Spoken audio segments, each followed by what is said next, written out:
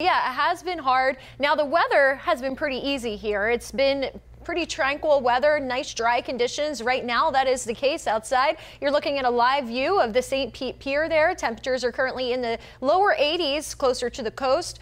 Winds are nice and light from the northeast. Let's take a look at the current conditions across the rest of the region. Clearwater even cooler at 77 right now. Brooksville 82, Crystal River 79. We do have some warmer marks in Tampa 85, 82 in Zephyr Hills, Lakeland, Bartow. You get the idea. So a nice afternoon. We've had plentiful sunshine across the region. That's due to this area high pressure that did slide out into the Atlantic, giving us a northeast breeze for most of us. But along the coast here, notice that we have a little bit of a change in the wind direction.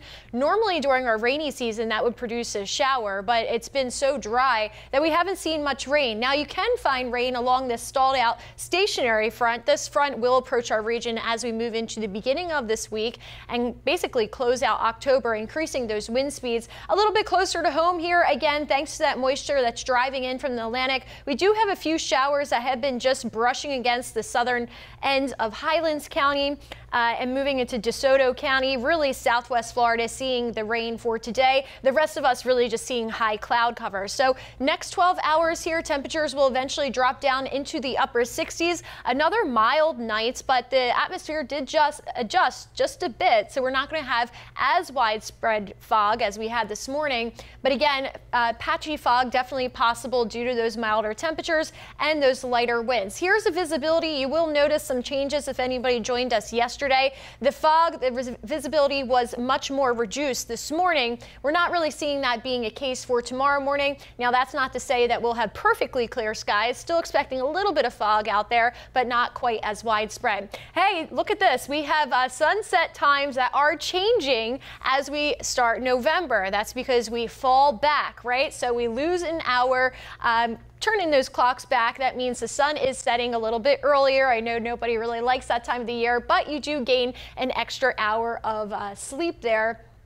So those sunset times will be changing. All right, Falcons versus the Bucks. Let's check it out. We have nice weather once again. It will be a little bit warm, anybody going to the game, but we're calling it with winning weather. I think it will be a nice afternoon. Just make sure you're staying hydrated out there if you're enjoying the game. And look at this.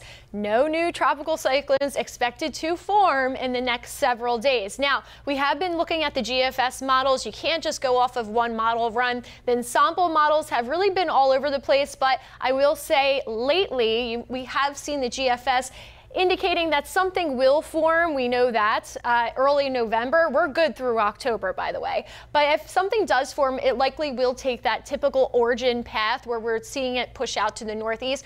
Listen, we're about a week to 2 weeks away from any of that happening, so stick with us, and of course we'll update you if anything forms in the tropics.